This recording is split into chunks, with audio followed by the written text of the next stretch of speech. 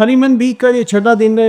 ये हम उसको इस तरह सेलिब्रेट कर रहे हैं कि हर रोज़ एक क्योर्ड केस जो हमारे होम्योपैथिक स्टूडेंट हमारे साथ जुड़े हैं, जो जो बडिंग होम्योपैथ्स हैं, जो मुझसे हमसे सीखते हैं, तो ये उनके लिए एक लर्निंग का हमने एक कोशिश की, उनको दिखाया जाए कि होम्योपैथी बड़े पैसे करती है डिफरेंट केसेस तक। अब ये जो एक केस है ये बड़ा एक सिंपल केस है ट्रूथ केस लेकिन सिंपल केस है।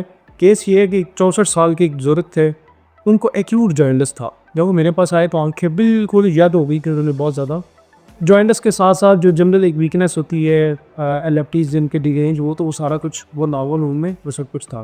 मुझे जब पूछा मुझे क्या डॉक्टर साहब एक बात बड़ी ख़ास है कि जब से मुझे ये जॉइंटिस हुआ है गिरकान वाला मुझे एक दो दिन से, तो मैं फील कर रहा हूँ कि मेरे हाथों की ये जो पाम्स है यहाँ पे और पाँव में मेरी खारिश हो रही। अब ये एक ख़ास कंकोमिटेंट है। हम अगर होम्योपैथिक डॉक्टर हम ऐसी चीज़ों को मिस आउट कर दे तो पूरा केस ही हो गया, हम कभी भी नहीं पकड़ सकते। हम फिर वो सारी रूटीन में बेशक 10 मेडिसिन भी दे दें 50 भी दे दें, पेशेंट को फ़ायदा नहीं होगा। अब पेशेंट का एक की फीचर है, बॉडी ने एक बाय एक सिम्टम खास पेन की है, हमें उसको लेना है और देनी भी रेमडी वो है कि जॉइंटिस के साथ साथ ये जो कंकोमिटेंट सिम्टम है हाथों पे पाँव पे खारिश होती है, तो हमें इस केस को लेंगे। रेपर्टरी में इसकी फीचर पे एक ही रेमेडी है और ये उसका ये मतलब है रेपर्टरी में सैकड़ों हज़ारों बार प्रूव वो हो कि ये रूब्रिक बनती है क्वालिफाई की और ये रेपर्टरी में ये हमारे पास डाटा आ गया।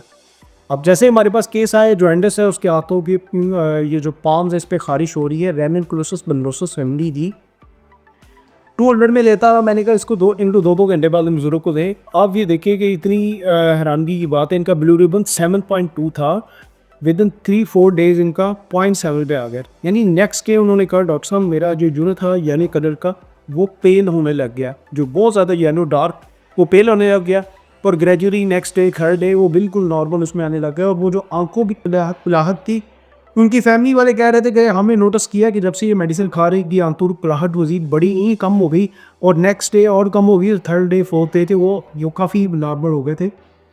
अब इस पूरे केस में जो हमारी की लर्निंग है वो ये है कि हमें एग्जैक्ट अगर एक भी फीचर मिल जाए तो हमारे लिए काफ़ी होता है, पूरे केस को सॉल्व करने की ज़मानत वो दे सकता है। ये मैं नहीं कह रहा, अगर फाटक के प्री फेस पे पढ़े फाटक जो बैटरी में तो उन्होंने कहा कि एक की फीचर एक की फैक्टर एक की करैक्टर जो पेशेंट का ख़ास करैक्टर हो वो पूरे केस को ठीक कर सकता है। हमें ये नहीं है कि सिम्टम की लंबी लिस्ट होगी।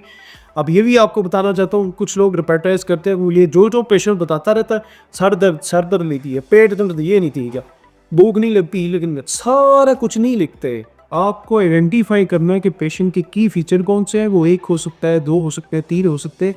अगर वहीं तक करेंगे तो आपके रिजल्ट्स ज़्यादा मेच्योर होंगे, ज़्यादा आपके रिफाइंड और अच्छे रिजल्ट्स आएंगे। अगर आपने 20 सेंटर ऐसी उठा के डाल दी तो क्या होगा, वो आपको मिसगाइड कर देंगे। हमारा पेशेंट हमारे हाथ से लेकर जाए।